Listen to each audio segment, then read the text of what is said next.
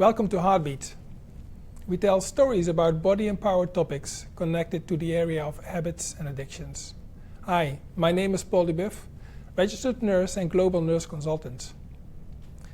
We want to look at habits and addictions using our curiosity, imagination, and learning about their roles, functions, and intentions. In this episode, we explore the topic of our coping mechanism. So picture a continuum, labeled on one end as minor, passing through moderate, and ending on the other end as severe. Imagine this represents how addiction lives. It's not merely a point of concern, but rather a continuum, a range of which our addictions reside. Our understanding of this continuum has undergone a significant transformation over the years, much like how old black and white photos have given way to vibrant, colorful portraits. In essence, our perspective on addiction has evolved as a book with chapters added over time. A critical addiction in the last decade has been the understanding that addiction isn't just a villain causing havoc, but initially played the role of a hero, helping us cope with the villains of life's distressing events. It's become much clearer now that addiction has squeezed itself into the role of a primary coping mechanism, constantly at our disposal, constantly at work. Life, as we experience it, has an uncanny knack for throwing curveballs our way, and our responses to these surprises have always fallen within our four broad categories: fight, flight, freeze, and submit. And these are our primary reflective responses to our daily struggles, to situations that swamp us with a heaviness that's too much to bear. So whenever we see a situation as a threat, our nervous system propels us into action to either confront the situation, fight, avoid, flight, or stay and hoping it goes away, freeze, or succumb to it, losing ourselves in the process, like submit. Alarmingly, our dealings with addiction is intrinsically tied with these responses, specifically with the fight response. For example, the desire to escape the threatening scenario.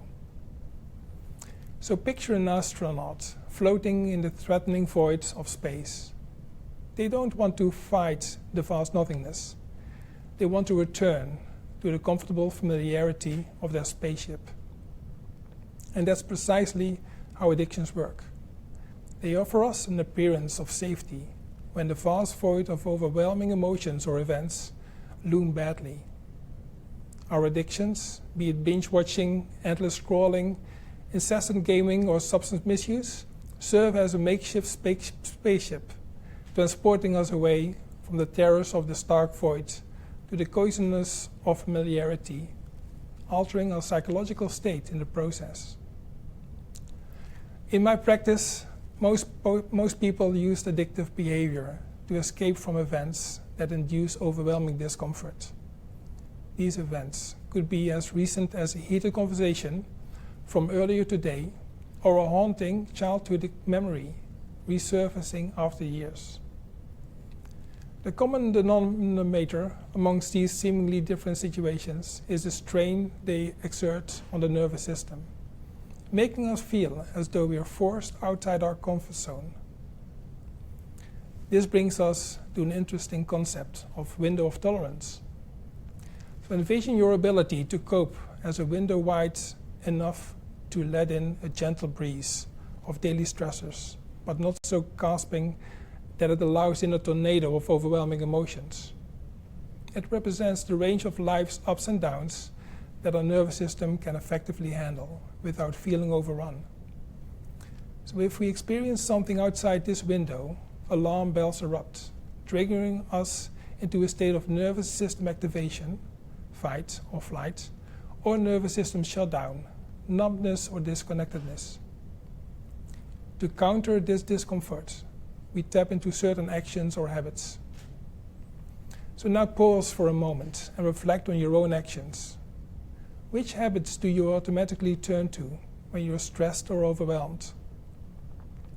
Be it reaching out for that bar of chocolate, spending hours in a virtual gaming world, or immersing yourself in endless sitcom reruns to deflect from challenging emotions. These actions might not look or feel like traditional addictions, but they serve the same purpose. They help us escape, maintain balance, a response that's fundamentally human and newly understood as normal. So understanding these habits as potential addictions doesn't mean we're stuck with them forever. Once recognized, we can consciously work towards healthier coping mechanisms, brightening the often misunderstood realm of addiction with a ray of resilience and hope. So the first step is always recognition, and in recognizing your habits and their roles, you're already creating the conditions to change those habits and roles in more effective ones. From the team, thank you for joining us on Heartbeat, and see you next time.